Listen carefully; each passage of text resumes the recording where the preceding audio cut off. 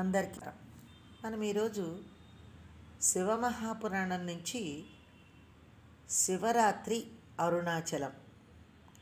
అరుణాచలం అంటే ఆ స్వామి అరుణాచలేశ్వరుడై వర్ధిల్లుతున్న గుడి.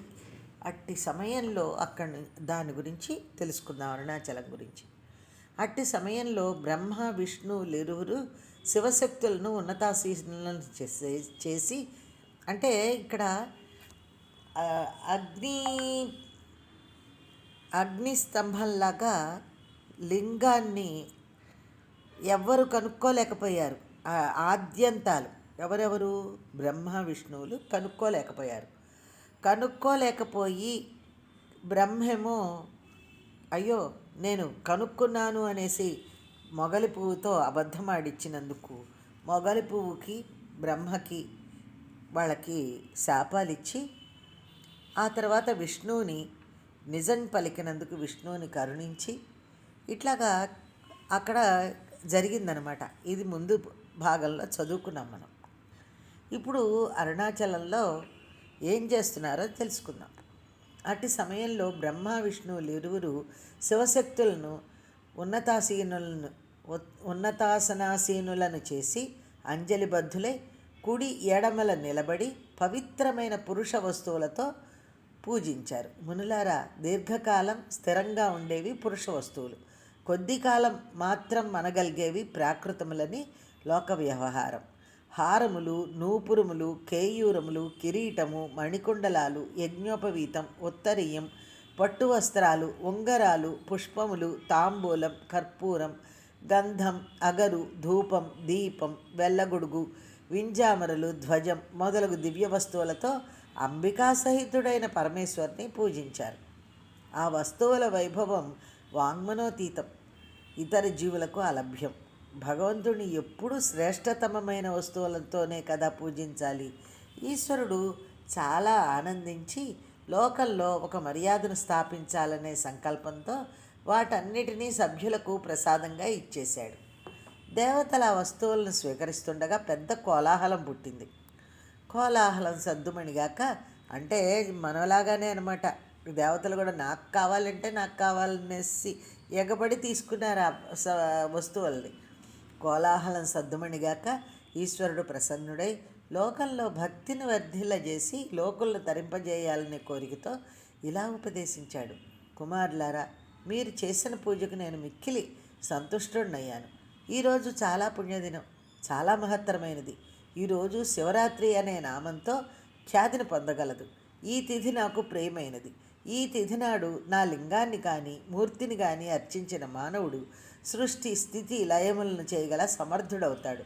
శివరాత్రి నాడు రోజంతా నిరాహారుడై జితేంద్రియుడై యథాశాస్త్రంగా యథాశక్తిగా దంభం లేకుండా నన్ను అర్చించాలి. శివరాత్రి నాడు అర్చిస్తే సంవత్సర ఫలం వస్తుంది. పున్నమ రోజున సముద్రం పొంగినట్లు శివరాత్రి నాడు నా దయారసం వెళ్ళి విరుస్తుంది. కుమారులారా, నేను ఆర్ద్రా నక్షత్రయుక్త మార్గశీర్ష పున్నమ నాడు సస్తంభాకారంగా ఆవిర్భవించిన కారణంగా ఆనాడు నన్ను దర్శించిన అర్చించిన వానికి మహాపుణ్యం లభిస్తుంది. నేను ఈ యుద్ధస్థలంలో లింగాకారంగా ఆవిర్భవించాను కనుక ఇది లింగస్థానము అనే పేరుతో ప్రసిద్ధి చెందుతుంది. ఆది అంతాలు లేని ఈ మహాలింగం లోకుల దర్శన పూజనాధికాలకు అనుకూలంగా ఉండే నిమిత్తం అణుమాత్రంగా చిన్నదిగా ఉంటుంది. ఈ లింగం మానవులకు అనేక భోగాలను ఇస్తుంది. భుక్తి ముక్తిదాయకం. దీనిని దర్శించి స్పృశించి ధ్యానించిన వారికి పునర్జన్మ ఉండదు. ఈ లింగం అగ్నిపర్వతం వల్లే ఆవిర్భవించిన కారణంగా ఇది అరుణాచలం అని ప్రసిద్ధిని పొందుతుంది. ఇక్కడ గొప్ప తీర్థ నిర్మాణం జరుగుతుంది. క్షేత్ర రథోత్సవాది మంగళ కార్యాలు జరుగుతాయి. ఈ ప్రాంతమంతా నా భక్త కోటిచే నిండి ఉంటుంది. ఈ క్షేత్రంలో చేసిన దాన హోమ జప తపాది పుణ్యకార్యాలకు కోటి రెట్లు పుణ్యం వస్తుంది.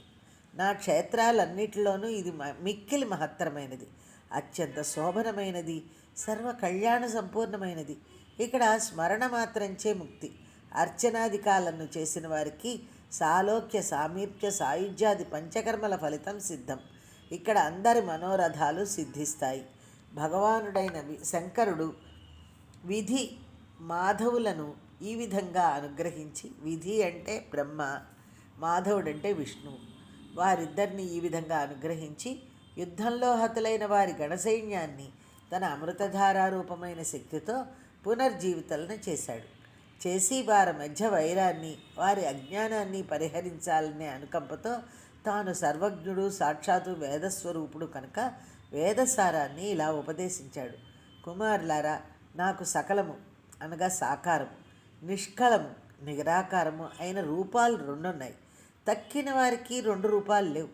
నేను తప్ప మిగిలిన వారందరూ సాకారులే.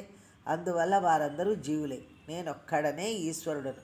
నేను ముందు స్తంభ రూపంలో నిరాకారంగాను, తర్వాత సాక్షాత్ రూపంలోనూ ఆవిర్భవించాను. పుత్రులారా, లోకాలకన్నిటికీ ఆధారభూతుడిని నేనే గనక ఈ పైన లోకంలో జరిగే గృహ, ఆరామ, క్షేత్రాదులన్నీ స్తంభాగ్రం ఆధారంగానే జరగాలి. స్తంభాలు లేకుండా మానవునికి ఉనికి లేదు. నివాసయోగ్యమైన ఇల్లు అంటే అది శివక్షేత్రమైన గుర్తించండి, శివక్షేత్రము అని గుర్తించండి. అంతేకాదు, లోకంలో కొండలు, వృక్షాలు, లతలు ఇత్యాదులన్నీ స్తంభాకారంలో నిఠారుగా ఊర్ధ్వముఖంగానే ఉంటాయి. అవన్నీ నా స్వరూపాలే అని తెలుసుకోండి. కేవలం అవి నా కేశములు మాత్రమే. అందుకే నాకు హరికేశుడనే నామం వర్ధిల్లుతోంది. బ్రహ్మభావం నిరాకారం, ఈశ్వరతత్వం సాకారం. కేవలం అజ్ఞానంచే మీరిలా ప్రవర్తించారు. ఆ కారణంగానే నేనే ఈశ్వరుడు అనే గర్వం మీలో బయలుదేరింది. దాన్ని నిర్మూలించి మిమ్ములను కృతార్థులను చేయటం కొరకే నేను ఇలా ఆవిర్భవించాను. నా అనుగ్రహం చేతనే ఈ లోకాలన్నీ ప్రకాశిస్తున్నాయి. ఓ విధి, మాధవులారా, అంతటా వ్యాపించి ఉన్న కారణంగా నాకు బ్రహ్మము అని పేరు. నా విపుల క్రియాశక్తి చేతనే విశ్వం వ్యాపిస్తోంది. సర్వులలో ఏకరూపంగా, చైతన్య రూపంగా వ్యాప్తి చెంది ఉన్నాను కనుక నాకు ఆత్మ అని పేరు. ఇతరులందరూ అనాత్మలు, జీవులు అనడంలో సందేహం. పంచకృత్య పరాయణుడను నేనే. నా యందు అవి స్థిరంగా ఉంటాయి, ఇతరుల యందు లేవు. సర్వానికి ఆశ్రయభూతుడిని అయిన నాకు వేరే ఆశ్రయం అక్కర్లేదు. అయినా లింగ ప్రతిష్ఠ జరిగిన చోట స్థిరంగా ఉంటాను. ఒక లింగ ప్రతిష్ఠ జరిపితే సారూప్యము, అదే వ్యక్తి 2వ లింగాన్ని కూడా ప్రతిష్ఠ చేస్తే సాయుధ్యము లభిస్తాయి. సర్వత్రా లింగం ప్రధానంగాను, మూర్తి అప్రధానంగాను ప్రతిష్ఠ జరపాలి. మూర్తి ఉన్నా లింగం లేనట్లయితే అది క్షేత్రం కాదు. అంత పంచకృత్యములు ప్రణవం పంచాక్షరి. అంత బ్రహ్మ విష్ణువులు ఇలా ప్రశ్నించారు. ఈశ్వర, సృష్టి మొదలుగా 5 జగత్కార్యాలను విపులంగా చెప్పండి. వారి యందు అనుగ్రహంతో శివుడిలా చెప్పసాగాడు. పంచకృత్యముల గురించి చెప్తున్నారు స్వామి. కుమారులారా, నా కృత్యముల యొక్క జ్ఞానం ఇంద్రియముల చేత అర్థం చేసుకొనడానికి అందనిది, దానికి అతీతమైనది. 1 సంసార ప్రారంభం సృష్టి, 2 దాని ప్రతిష్ట అంటే స్థిరముగా ఉండుట స్థితి, 3 సంహారం లయం, 4 జీవుల మరణం తిరోభావం, 5 అనుగ్రహం. ఈ 5 నా పంచకృత్యములు. ఇతరుల యందు ఈ కార్యారోపణ గోపురం మీద బొమ్మ గోపురాన్ని మోస్తోంది అని అనుకోవటం వంటిది. సృష్టి మొదలుగా తిరోభావం వరకు ఈ 4 సంసారాన్ని విస్తరింపజేస్తాయి. 5వదైన మోక్షం నా యందు స్థిరంగా ఉంటుంది. పంచభూతాత్మకమైన ప్రకృతికి ఆధారభూమిగా నిలిచి చైతన్య స్వరూపుడనైన నేను ప్రకృతి ద్వారా నా కృత్యములను నెరవేరుస్తూ ఉంటాను. భూమి యందు సృష్టి, ఉదకముల యందు స్థితి, అగ్ని యందు లయము, వాయువునందు తిరోభావము, ఆకాశమునందు అనుగ్రహము అనే పంచకృత్యాలను నేను ప్రకృతి ద్వారా నెరవేరుస్తూ ఉంటాను. ఈ అనంత విశ్వంలో పంచభూతములు మినహా 6వ భూతం లేదు. దీనిని జ్ఞానులు మాత్రమే గ్రహించగలరు. ప్రకృతి మాయ అనే తెర వెనుక ఏముందో అజ్ఞానులు గ్రహించలేరు. భూమి సర్వమును సృష్టిస్తుంది, జలం వర్ధిల్లజేస్తుంది, అగ్ని దహిస్తుంది, వాయువు ప్రాణాలను తీసుకొని పోతుంది, ఆకాశం అనుగ్రహ స్వరూపం. ప్రపంచ భవిష్యత్తు, జీవుల సుఖదుఖాలు ఖగోళం మీద ఆధారపడి ఉందనే విషయాన్ని పండితులు మాత్రమే గ్రహించగలరు. నా ముఖ పంచకం చేత ఈ పంచకృత్యాలను నెరవేరుస్తూ ఉంటాను. 4 దిక్కులలో 4 ముఖాలు, వాటి మధ్యలో 5వ ముఖం ఉన్నది. కుమారులారా, మీ తపస్సుకు సంప్రీతుడినైన నేను సృష్టి స్థితులనే కార్యద్వయాన్ని మీకు అనుగ్రహించాను. అది మీ భాగ్య విశేషం. తర్వాత కార్యద్వయాన్ని రుద్రమహేశులు మీలాగే నిర్వర్తిస్తున్నారు. అనుగ్రహమైన ఐదవ కృత్యం నేను తప్ప ఇతరులు పొందుటకు అనర్హులు. ఈ పూర్వ వృత్తాంతాన్ని మీరు మరిచారు.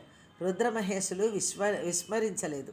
వారికి రూప, వేష, కార్య, వాహన, ఆసన, ఆయుధాలలో నాతో సమంగా సారూప్యాన్నిచ్చాను. వత్సలారా, నా ధ్యానాన్ని విడిచిపెట్టడం వల్ల మీకే అజ్ఞానం ప్రాప్తించింది. నా యథార్థ జ్ఞానాన్ని కలిగి ఉంటే మీరు కూడా సారూప్యాన్ని పొంది ఉండేవారు. జ్ఞానసిద్ధికై మీ అహంకార నిర్మూలనకై ఓంకార మంత్రాన్ని జపించండి. ఇది సర్వమంగళప్రదం. గతంలో ఉపదేశించాను. ఈ ఓంకారం ప్రప్రథమంగా నా ముఖం నుండి పుట్టింది. దాని లక్ష్యార్థం నేనే. అది నన్నే బోధిస్తుంది. ఈ ఓంకారం వాచకం. నేను వాచ్యుణ్ణి. అది నా స్వరూపం. దాని నిత్యస్మరణ నా స్మరణయే అవుతుంది. ఈ మంత్రం ఉద్భవించిన విధానాన్ని చెబుతున్నాను వినండి. ముందుగా ఉత్తరముఖం నుండి అకారం, పశ్చిమ ముఖం నుండి ఉకారం, దక్షిణ ముఖం నుండి మకారం, తూర్పు ముఖం నుండి బిందువు, మధ్యముఖం నుండి నాదం పుట్టి ఈ మంత్రం 5 విధాలుగా విస్తరించి తిరిగి ఏకీభూతమై ఓం అనే ఏకాక్షర మంత్రమై నిలిచింది. నామరూపాత్మకమైన ఈ జగత్తును గూర్చిన సత్యాన్ని కుల అంటే దేవి స్త్రీ, అకుల అంటే దేవా పురుష మంత్రాలుగా వేదం చెప్పింది. అవి వేరువేరుగా ఉన్నాయి. కానీ ఈ ఓంకారం మాత్రం శివశక్తి బోధకం. స్త్రీ పురుష శక్తులు రెండూ ఇందులో ఉన్నాయి. ఈ ఓంకారం నుండి అకారాది వరుస మరియు నకారాది వరుసలో పంచాక్షరి మంత్రం పుట్టింది. ఇది సగుణుడు సాకారుడు అయిన భగవానుని బోధిస్తుంది. ఈ పంచాక్షరు నుండే 5 వర్ణములు గల 5 వర్గములతో కూడిన వర్ణమాల పుట్టింది. శిరోమంత్రము అని చెప్పబడే 4వ పాదంతో సహా 3 పాదాలు గల గాయత్రి మంత్రం కూడా దీని నుండే పుట్టింది. దాని నుండి సమస్త వేదములు, వేదాల నుండి కోట్లాది మంత్రాలు పుట్టాయి. ఆయా మంత్రాల వలన అంతమాత్రము సిద్ధి. ఈ ఓంకారోపాసన వలన సర్వసిద్ధులు లభిస్తాయి. తుదకు మోక్షం కలుగుతుంది. ఇంతవరకు ఉపదేశించి శివుడు నందికేశ్వరుని వైపు చూశాడు. శివాజ్ఞని ఎరిగిన నందీశ్వరుడు బ్రహ్మ విష్ణువులను ఉత్తరముఖంగా ఆసీనులను చేసి వారి శిరస్సులపై తన హస్తపద్మాన్ని నుంచి తిరిగి ఆ మహామంత్రాన్ని ఉపదేశించాడు.